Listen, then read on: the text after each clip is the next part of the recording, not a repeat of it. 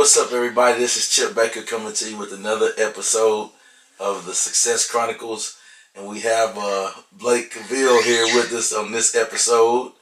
Real deal, Cavil, and he's gonna share some knowledge with us today.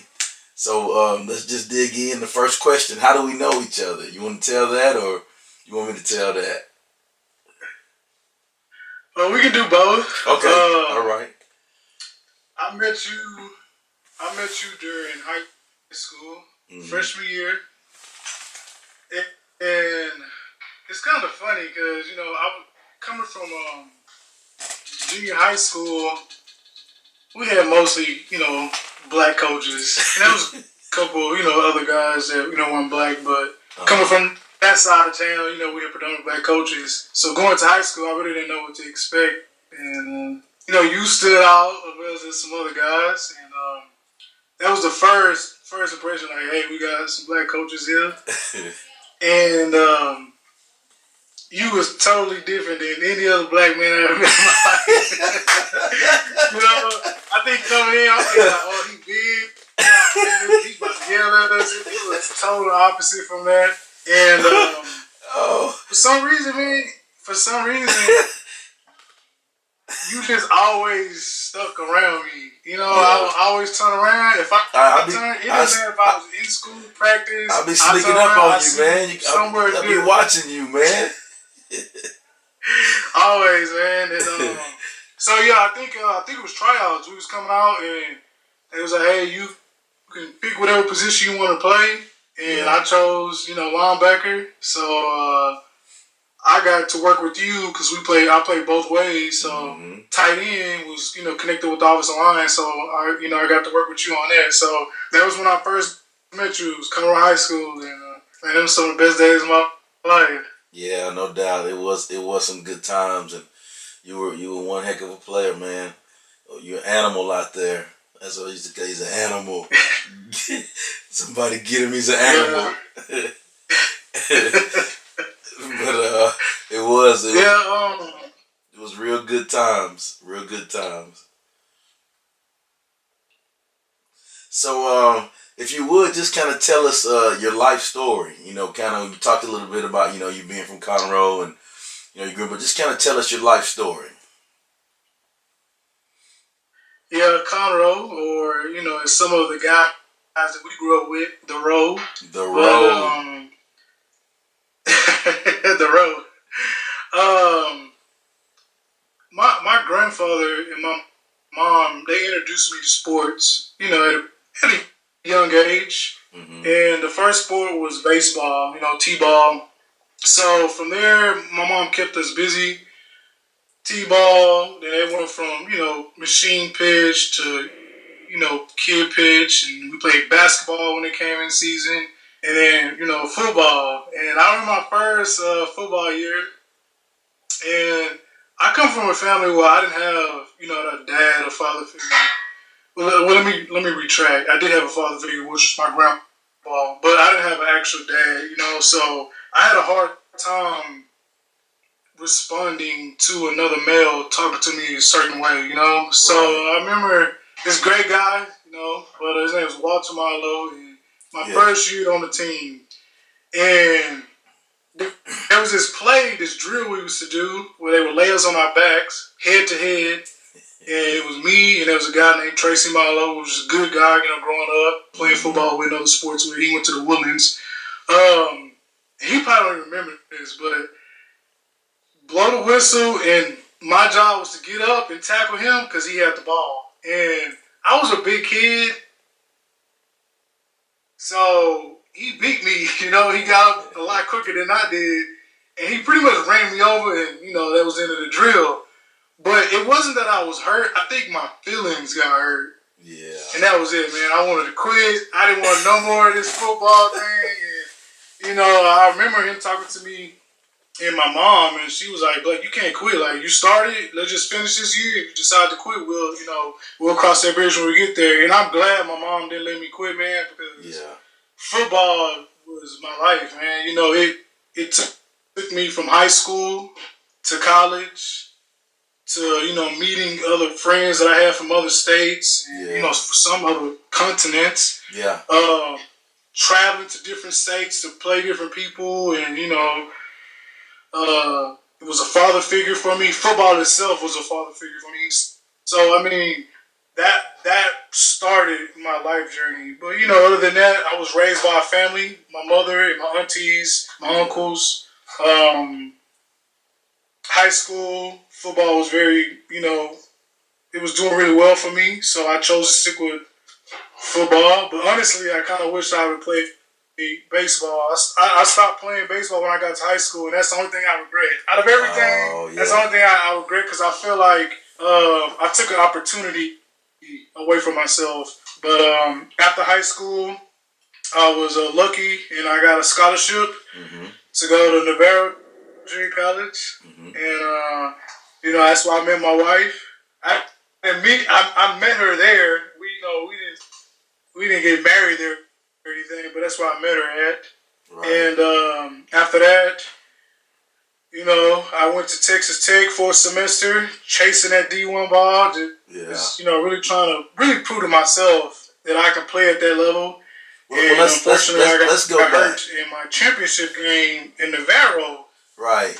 And that's what I want to go back. Like, y'all did some pretty special things there at that school. Can you kind of talk about some of the things that you guys did there? I mean, I know it, but who the world doesn't know. So if you don't mind sharing that.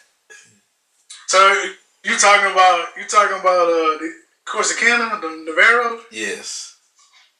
Yeah. What's some of the things that you guys did in Navarro? Yeah. Okay. So Bobek, Nick Bobek is his name. He's the guy that gave me an opportunity. He was our head coach here. Man, coming from high school, I'm usually one of the tallest guys on the field. Now I'm going against guys 6'5", 6'6", real offensive linemen. NFL for real. Yeah. And it was a big shock. I wasn't the baddest dude on the field on the court. I mean, on the field anymore. And just from taking the field off, taking the football away, just being away from home, really have to be responsible that, hey, my mom is not going to say, hey, Blake, get him to go to school. Yeah. Not that she had to, but I had a lot of freedom. And I watched a lot of guys come through there, man, that at that moment it just wasn't the right moment for them. And they messed up something that they can never get back. And that was an opportunity to, set yourself up in life. Because, dude, I went there was guys that was way better than me. And for whatever reason, man, they ended up going back home, within the first month. And it was because our coach, he expected certain things out of us. And, it was really molding us to be men. This guy was white. Yeah. With a team majority of black dudes. So that right there was, it was like some guys you couldn't just come in and just have a regular conversation with them because they looking at color. But once we got past that, man, we learned that it was way much more than that. He wanted the best for us. He treated us fair, and I don't want to keep coming back to the black and white thing, but it was really big because most of us, we didn't have a father figure. So another man talking to you crazy, and if he not your color, it's a physical thing. But like to this day, man, I'm so thankful for that guy because he really prepared me for things that I wouldn't, at that time I couldn't see. And man, to this day, man, to me that was really what made me was Navarro. We played against Cam Newton my freshman year. He was at Blinn. That was a great experience. No, I didn't get to tackle him, but that'd have been great. But I will say this: we tore those guys up, man. Like man. To this day, I'm pretty sure he remember us. Like, yeah, because I think at the time we was the only team that he took a loss from. And he came back and beat us the following game. But I played with some guys that are in the NFL right now. I played with some guys that actually that was in the Super Bowl, with the Seahawks. So it was great. It was a great experience all the way around. Good deal. So then you said, and y'all won the championship your sophomore year, right?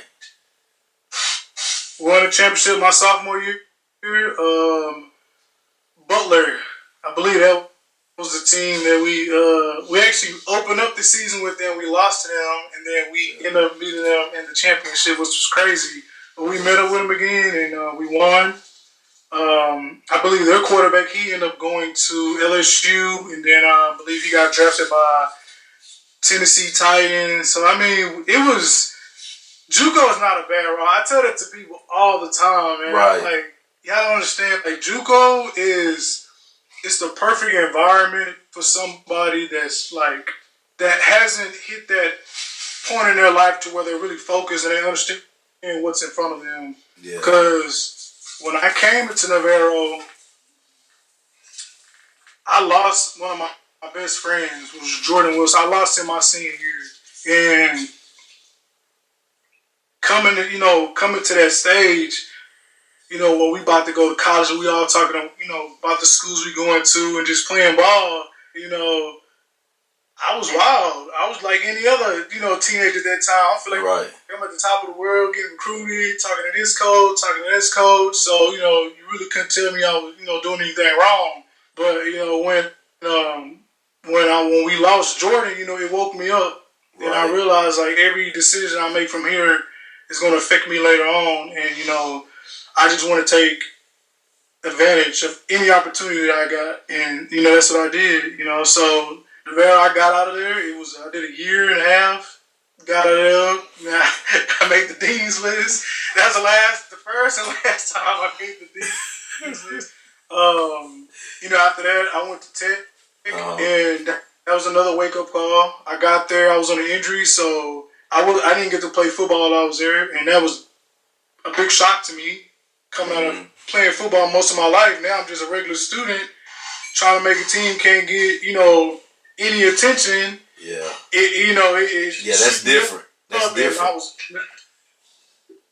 Sir? That's different. That's way different than what you're accustomed to.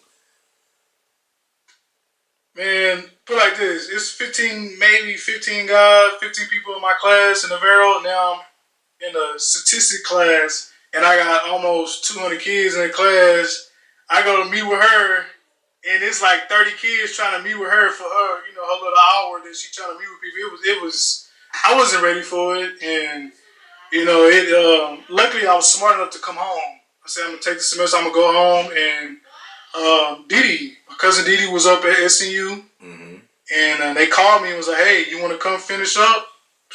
I'm gone. On the way. Went up there, took full advantage, and graduated, and played my last 2 years. There you go.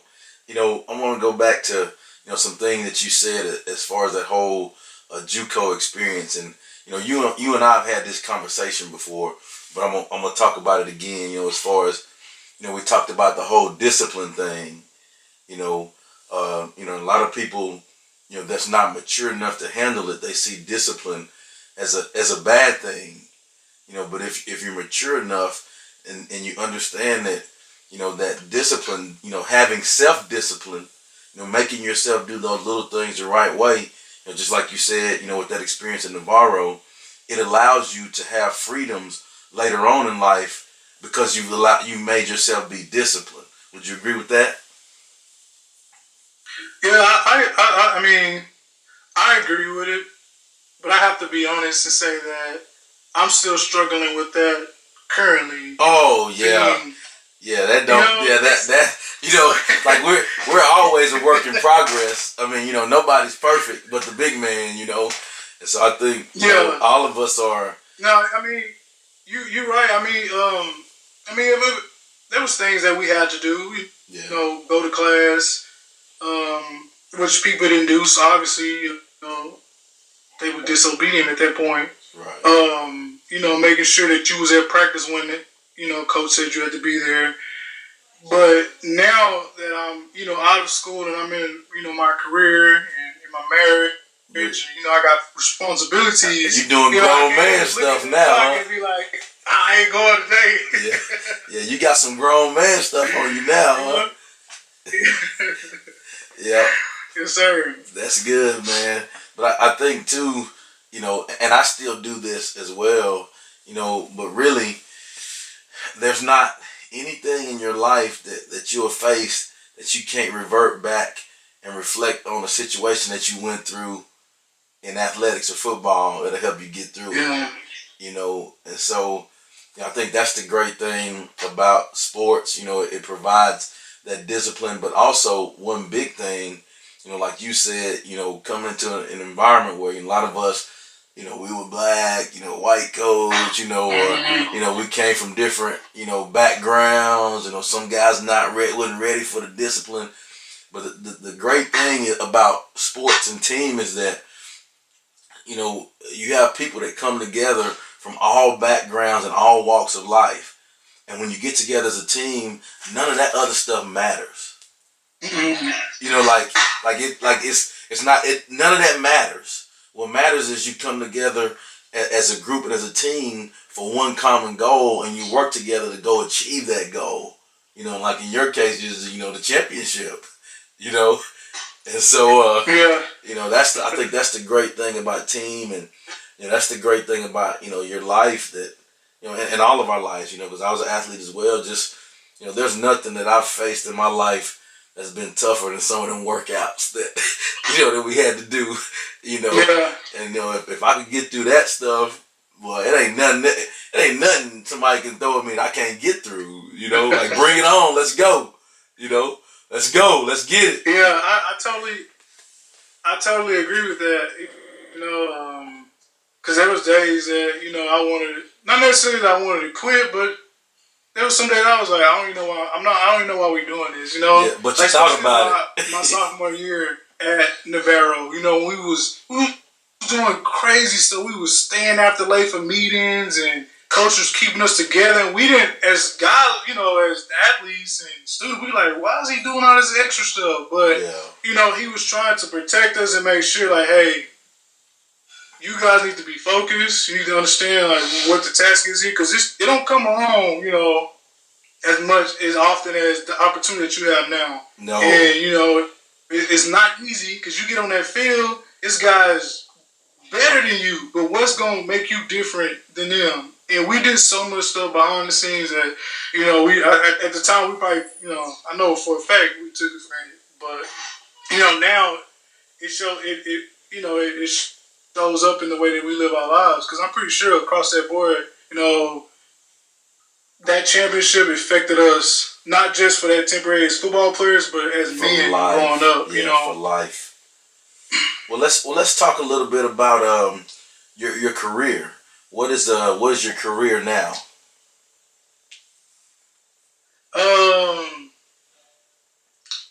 You know what? When I was in school and I was getting ready for college, in high school I was getting ready for college, they asked, I don't know why they asked you this, like, what you want to be when you grow up. And I always had a hard time with it, because I'd be like, I want to do this, I want to do this, I want to do that. And I can never just get my mind fixed on one thing. But right now, I help people reach goals. I'm a problem solver. I bring a solution to the table. Whatever the issue is, I bring a solution to it, and we get it done. And I help people either buy homes, sell homes, whatever it is, real estate. That's what I do. I'm a realtor, but I don't like to tell people I'm a realtor. I like to tell them what I just told you first. I help people meet goals. Help people fix their problems, because at the end of the day, that's what real estate is. Right. You're helping somebody that may be selling a home, but you don't know how long those people been in that home. You don't know what all the great memories they have. Right. To some people, hey, it's just $1. They hear a dollar amount, it's no questions. But the average person that I'm dealing with, there's an emotional attachment, to that home. So that's my career. But at the same time, I'm new to real estate, and I also work for a company called Altera Pest Control. So I've been doing that for about 2 years now. So that just, it's just stepping stones. And honestly, if you ask me 10 years from now, it won't be the same thing. Because honestly, I'm using real estate to help me get to where I really want to be. And I really want to start, a family company back at home. family business, and my whole goal is to create a legacy. That's basically what I'm chasing. You know, That's it, huh? Well, let's kind of use this time to plug your business a little bit. So if somebody want to use this avenue to help you get some business here, so those of you that's watching, I'm gonna just say right now, it's a great guy right here. And if you're looking for a home or if you need a problem solver in your life, this is the dude that can do it. Okay, so now Blake, this is your time where you can say your email and your web address. You can put all that out there right now. Phone number. Phone number for real, 936-333-9932.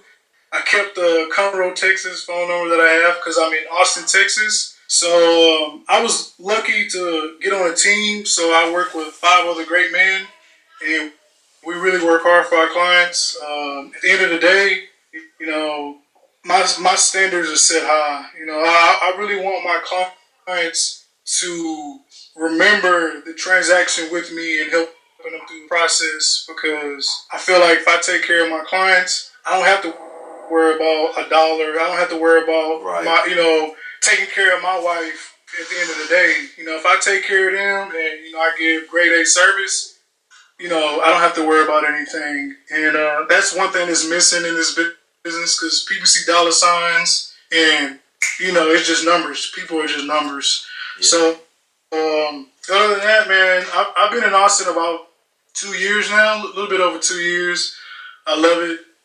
I don't plan on coming back to the Houston area, Conroe to be exact, just to visit my family. But Austin is a great city. It's growing super, super fast. There's tons of opportunities. Every time I go home and I see old friends, and I'm like, dude, y'all need to come out to Austin. Get away from Houston for a little bit. Just come out and live for a couple of years. Yeah. And, just take advantage, because I'm all about opportunities. And I feel like that's what, Austin is offering right now, especially with this crazy market that we have here. There you go. What are 3 things you have accomplished in your life that you're proud of? First, is marriage. Yeah. I found somebody that I really love. When you love somebody, you can't control it. It don't matter if they purple, blue, whatever. From a whole nother background, whether they right down the street from you or they on the another side, of the earth. You really can't control love. So that's the number one thing, because we work as a team. We're a unit, and that's something that I've learned going through the process. Yeah. My mother was single, so I didn't see that growing up. So I'm experiencing something, that my mother, hasn't found yet, and it's sad to say, but it's just being real. Yeah, and teamwork makes the dream work. Yeah, always. It takes a team. It's never the whole self-made thing. That title, I don't really do with that, because nobody's technically self-made. No. Yeah. Nobody is technically self-made. Yeah, you right, man. When you said that, I thought about it. Took me way back to when you born. Yeah, you ain't self-made. I mean, somebody got to put you out there and help. And that's all phases of life, right? Exactly. It don't matter if it's personal, business life. Somebody either help you get in that position or mentors you or whatever it may be. Somebody gave a little bit of effort towards you, their time, So I don't believe in the whole self-made thing. But back to your question, second was, graduating college. Yeah, that's big. High school I'm supposed to do that, But college was a big step for me. I was the first, in my family, I'm the oldest in my generation. It's like 20, I could be wrong, like 21, 22 grandkids. I'm the oldest one. My mom, uncles, aunts, it's 7 of them. So me and Didi was the first really to graduate high school. That's awesome. To go to college. So I'm having the experience. I can't even call home and talk to my mom and my family like, hey, I'm going through this because they never been there. So it's like, I battle that, by myself and of course along with my other peers. But college was a big step for me. And then now I would say, I mean, honestly, I would have to say real estate in the sense that I might not be doing this in the next 10 years, but it's a very challenging career choice because there's nothing promising in it. You can spend hours and days and months working with a person and not make a dime. And at the end of the day, I still have to, provide for my family, which is my wife and my 2 French bulldogs. So, there you go. I'm those are the 3 things that, I'm pretty happy about. There you go. What is your definition of success?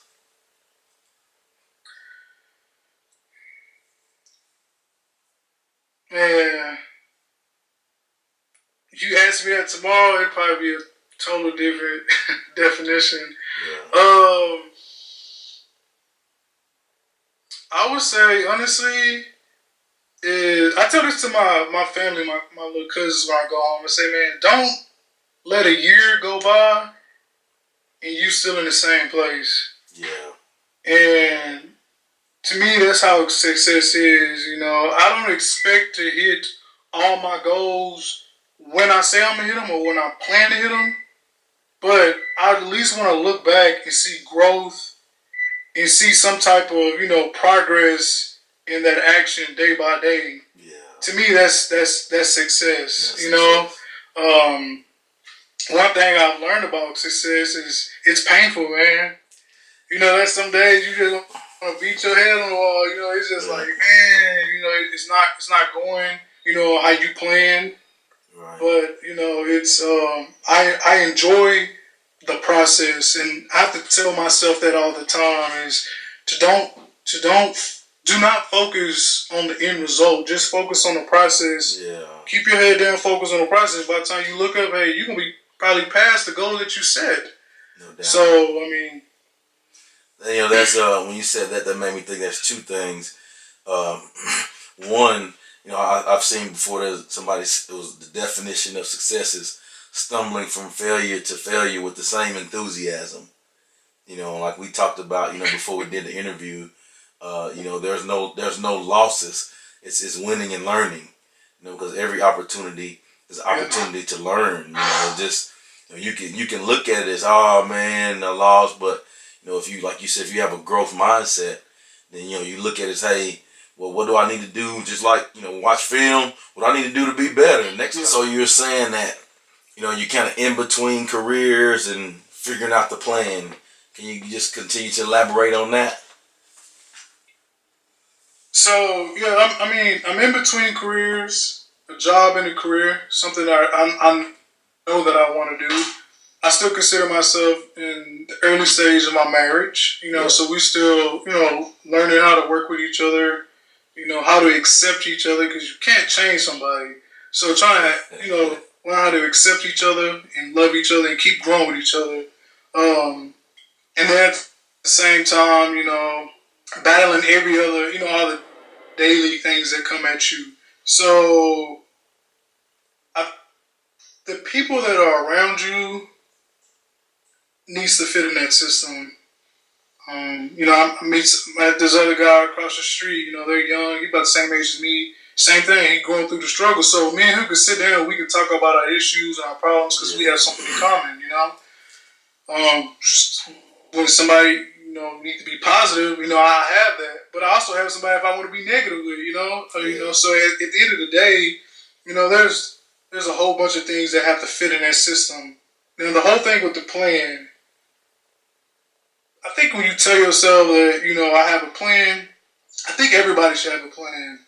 But I know my plan is not going to happen exactly like, right. how I have it in my mind. Right. And I'm okay with that because I think at the end of the day, as long as I got a plan, I have a route that I'm following. It doesn't matter if I veer off to another intersection or take a right here, Yeah, or you can take go back you and can take the U-turn and do it detour. all over Yeah. again. Yeah, detour, whatever it is. Yeah. I'm still going on a path and I'm going somewhere. So I'm totally okay with it, because I mean, at the end of the day, that's what success really is. Is you taking a detour here, you going here, you might stop here for a little bit, but hey, you keep the wheels, get the wheels moving again, and eventually you're gonna get to that point to whatever your goal is at that moment in life. So I would say a system, having a schedule, having good people to break bread with and talk about things in life, and just figure out a plan that works for you within that time period. There you go. Well, thank you so much for interviewing with the Success Chronicles. Um, just continue to be that animal in everything you do, and that plan hadn't failed you yet, and that plan's gonna continue to get you where you want to be, So I just want to send some encouragement your way and tell you to keep on keeping on, and thanks again for interviewing. Yes, sir. Thank you for the opportunity. I seen some of your videos and it looked easy from on the other end, but like I said, I wanted this to be raw, and that's what it is. It's just like you said, just us having a conversation. Yeah, just chopping it and up. I think men and people need to do this in general. We need to have conversation. I think that's the biggest problem, in the world right now. We don't talk enough, man. We do everything behind the scenes, right, whether it's texting or social media, but we don't actually sit down and have a conversation, and we really need that. So I thank you for the opportunity to be a part of your journey. Oh yeah, Success Chronicles. It is. It's definitely a journey and a dream, and just like you said, with the whole deep conversation thing, like I can, just us. We've had lots of deep conversations. Yeah. And so yeah.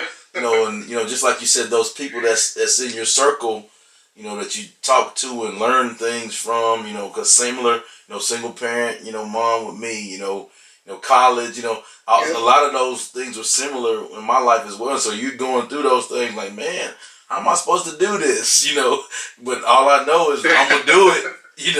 I'm gonna get it done. It's gonna be done. Right. So get it done. That's it. You just communicate and do the best you can at that moment and go get it. And so I that's really one of the reasons why I chose to do the Success Chronicles, because people need to hear the stories of great folks. I'm blessed to be around some great people, and I just admire their stories. That some people don't even know, and so I think it's awesome to be able to get it out there, man. But hang in there, keep doing what you're doing, and thank you guys for joining us on this episode of the Success Chronicles. We'll see you next episode. God bless. Yes, sir.